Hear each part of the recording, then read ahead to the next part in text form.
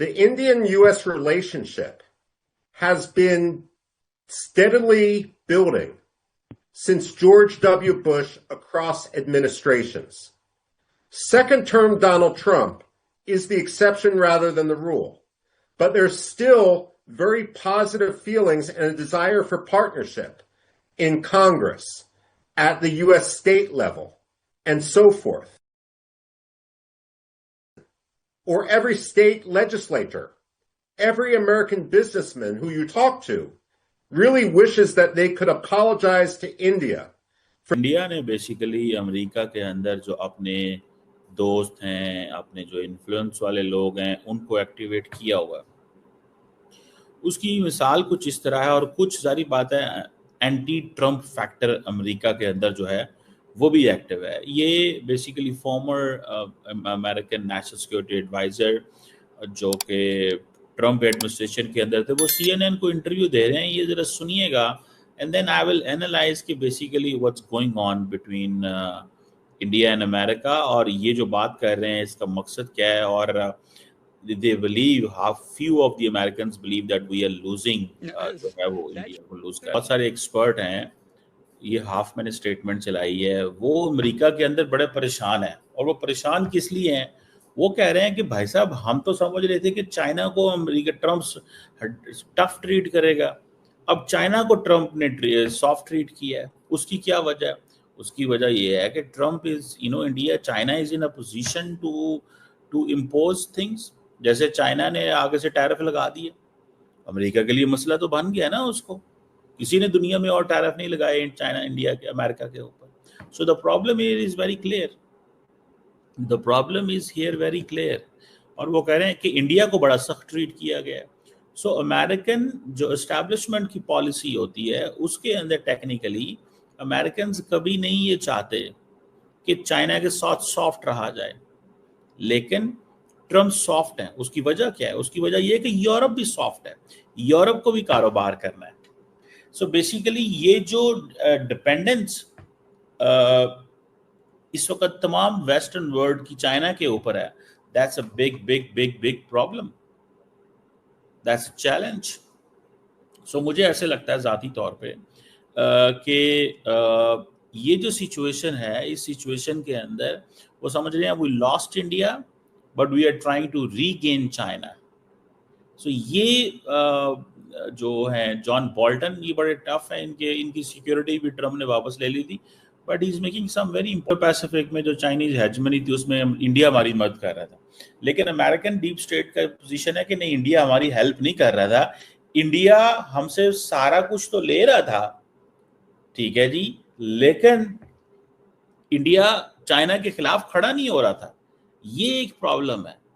तो ये जो ये जॉन बोल्टन बात कर रहे हैं, वो समझते हैं कि it's too early to comment, ये कमेंट करना बहुत अर्ली है, ठीक है। सो मुझे लगता है कि the relation between India and the United States, it's too early to comment for anything, but मैं अगर पैटर्न जज करूंगा तो उस पैटर्न पे ये बड़ा क्लियर पता चलता है कि इंडिया अमेरिका ताल्लुकात ऐसे नहीं रहेंगे जैसे पहले थे। नहीं, उसने अपनी आवाम के लिए सोचा है, उसने आवाम के भले के लिए सोचा है। यही तो एक प्राइम मिनिस्टर को करना चाहिए कि आप अपने भले के लिए सोचो, अपने नहीं बल्कि अपनी आवाम के भले के लिए सोचो। और आज इसी वजह से कह लें कि इंडिया बहुत जल्द इससे बड़ी इकोनॉमी बनने जा रहा है। बिल्कुल, इसमें नो डाउट इंडिया हमसे, बल्कि इंडिया एशिया में बहुत ज़बरदस्त अच्छे जा रहा है, उसकी इकोनॉमी देख लें। और यही सीन था जब PM इमरान खान साहब ने भी यही स्टेप लिया था लास्ट टाइम जब वो रशिया गए थे, तो उसी को लेके हमारी एस्टैब्लिशमेंट के दरमियान जो गैप आया है, जिसको लेके अभी तक भी बहुत बड़ा गैप है। तो हम भी रिक्वेस्ट करते हैं कि प्लीज़ इसको भी देखें। हमारी आवाम है यहाँ पे बहुत ज़्यादा महंगाई बढ़ती जा रही है, इसीलिए कि हम अपनी चीज़ों को कंट्रोल नहीं कर पा रहे। डॉलर बढ़ता जा रहा है, पाउंड को देख लें। इस हालात में आप कैसे कह सकते हैं द रिलेशंस हैव चेंज्ड, और दो फैक्टर्स उसमें बड़े क्लियर हैं। एक, मोदी का ना मानना कि अमेरिका का किरदार था सीज फायर में, एंड सेकंड ये टैरिफ इशू। इस पे इंडिया जो है वो ने टफ नेगोशिएशंस की, और टफ नेगोशिएशंस के बाद अमेरिकन को थोड़ा सा उन्होंने वो आगे मूड में आ गए। ये सुनिएगा जो बात कर रहे हैं, I believe it will not happen. जो ये कह रहे हैं वो ये कह रहे हैं कि इंडिया के ऊपर दोबारा इन्वेस्टमेंट करो, अदरवाइज चाइना अकेला सिंगल हैंडली प्ले। डोनाल्ड ट्रंप के द्वारा भारत पर लगाए गए अनुचित टैरिफ का विरोध अब अमेरिका के कई बड़े राजनीतिज्ञों और संस्था प्रमुखों के द्वारा किया जाने लगा है। कुछ अमेरिकी राजनेता, अर्थशास्त्री और विशेषज्ञ डोनाल्ड ट्रंप द्वारा भारत पर लगाए गए टैरिफ के खिलाफ हैं, जिनमें से प्रमुख है जेफरी सैक्स, जो एक प्रसिद्ध अमेरिकी अर्थशास्त्री है। उन्होंने ट्रंप को आर्थिक रूप से निरक्षर यानी इकोनॉमिकली इलिटरेट बताया है और कहा है कि वे संरक्षणवादी हैं, जो भारत को वैश्विक मंच पर आर्थिक रूप से उभरने नहीं देंगे। सैक्स का कहना है कि रूस से तेल आयात पर भारत पर टैरिफ लगाना अंतर्राष्ट्रीय कानून के तहत अवैध है। उनका मानना है कि अमेरिका को यह तय नहीं करना चाहिए कि भारत किसके साथ व्यापार करे। निक्की हेली संयुक्त राष्ट्र में अमेरिका की पूर्व राजदूत ने ट्रंप को सलाह दी है कि चीन को खुली छूट देकर भारत जैसे मजबूत सहयोगी के साथ संबंध खराब न करे।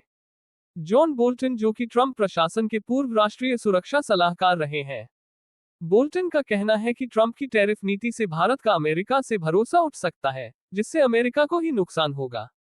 उनका मानना है कि यह नीति किसी रणनीतिक कारण से नहीं, बल्कि नोबेल पुरस्कार जीतने की ट्रंप की महत्वाकांक्षा से जुड़ी हुई है। कक लुबिमोव, जो कि अमेरिका में मैनेजमेंट कंसल्टिंग फर्म टेस्टबेड के प्रेसिडेंट हैं, उन्होंने भारत पर टैरिफ लगाने के ट्रंप के फैसले को मेजर जियोपॉलिटिकल ब्लंडर बताया है। उनके अनुसार ये कदम चीन के बढ़ते प्रभुत्व को कम करने की अमेरिकी रणनीति के खिलाफ है। पूर्व पेंटागन अधिकारी माइकल रूबिन ने भारत के खिलाफ ट्रंप टैरिफ के बारे में कहा कि डोनाल्ड ट्रंप का भारत को निशाना बनाना गलत है। उन्होंने कहा कि अमेरिका खुद रूस से यूरेनियम हेक्साफ्लोराइड और अन्य खनिज खरीदता है और इसलिए भारत पर रूसी तेल खरीदने के लिए टैरिफ लगाना दोहरे मापदंड का एक उदाहरण है। उन्होंने कहा कि अमेरिका को भारत के अधिकारों के लिए खड़े होने का सम्मान करना चाहिए। रूबिन ने प्रधानमंत्री नरेंद्र मोदी की तारीफ करते हुए कहा कि भारत के अपने हित के लिए खड़ा होना एक ऐतिहासिक कदम है और इससे अमेरिका को यह सबक मिला है कि वह भारत को नजरअंदाज नहीं कर सकता। उन्होंने ने तो यहां तक कह दिया कि पीएम मोदी एक ब्रांड है और ट्रंप एक पागल। देखिए, इंडिया की जो पॉलिसी है वो बस यही देखते हैं कि नेशनलिज्म पहले है, ठीक है, बाकी सब चीज़ें बाद में है। अब ट्रंप ने उनके ऊपर टैरिफ लगाया, पहले मेरे ख्याल से कोई 30 के करीब था, 50 के करीब टैरिफ हो गया है। सही है। तो काफ़ी सारे उनके ताजिर हैं जो अपने जो कारोबार है शिफ्ट कर रहे हैं इंडोनेशिया की तरफ और दूसरे ममालिक की तरफ। ऐसा ही है, हाँ। यानी कि वो अपने ऊपर कोई भी प्रेशर जो ट्रंप टैरिफ के थ्रू डालना चाह रहा है वो उस चीज़ में नाकाम रहा है। उन्होंने अपना जो बिजनेसेस हैं वो सारा जो है ना रशिया की तरफ शिफ्ट कर दिया। रशिया भी बड़ी मार्केट है। जिस तरह यूएसए समझता है कि टैरिफ लगाने की वजह से जो है ना वो ट्रेड इंडस्ट्रीज बर्बाद हो जाएगी, वो ट्रेड डील पे आ जाएंगे। लेकिन उन्होंने इस चीज़ का पॉजिटिव वे में इस तरह किया कि वो दूसरी मार्केट में चले गए। रशिया का बिजनेस 45 जो है बिलियन डॉलर का है, सिर्फ ये मेडिसिन मार्केट की बात करें। और अगर इंडिया इसका बहुत बड़ा शेयर अपने नाम कर लेता है तो फिर तो कहते हैं ना 5 उंगलियां घी में। यही सही बात है। फार्मास्यूटिकल इंडस्ट्री बहुत बड़ी इंडस्ट्री है इनकी। और अमेरिका जो है ना अगर टैरिफ इम्पोज कर रहा है तो मेरे ख्याल से उनको एक बेनिफिट ये होगा कि वो रशिया की तरफ मूव कर जाएंगे। ठीक है, रशिया की तरफ मूव करेंगे। लेकिन अमेरिका तो इंडिया को डरा रहा है कि रशिया की तरफ नहीं जाना, आपने अमेरिका के साथ स्टैंड करना है। रशिया के साथ स्टैंड करोगे और भी ज़्यादा सैंक्शन लगेंगे और भी ज़्यादा पाबंदियाँ लगेंगी। लेकिन इंडिया सिर्फ रशिया को ही अपना बेहतरीन दोस्त मान रहा है और इस वक्त खुला अमेरिका की पॉलिसीज़ के खिलाफ इंडिया खड़ा है। तो क्या सिचुएशन आपको नज़र आ रही है? मेरे ख्याल से इंडिया को जो डिसअपॉइंटमेंट हुई है ना वो पाकिस्तान की वजह से, कि पाकिस्तान की तरफ थोड़ा यूएसए टेल 2 है तो वो दूसरी साइड पे चले गए हैं। तो मेरे ख्याल से उनको कोई ख़ास फ़र्क नहीं पड़ेगा इंडिया को, क्योंकि फर्क पड़ेगा लेकिन ज़्यादा फर्क नहीं पड़ेगा। आप ये कह रहे हो? ज़्यादा फर्क नहीं पड़ेगा क्योंकि अगर आप देखें जो ट्रंप की टैरिफ की पॉलिसी है ना वो उसकी मतलब मद में काफ़ी सारे ममालिक हैं जो उसके मतलब प्रेशर में नहीं आ रहे। ठीक है। तो इंडिया भी मेरे ख्याल से उन्हीं ममालिक की लिस्ट में शामिल हो जाएगा जो ट्रंप की धमकियों को खातिर खा नहीं लाते।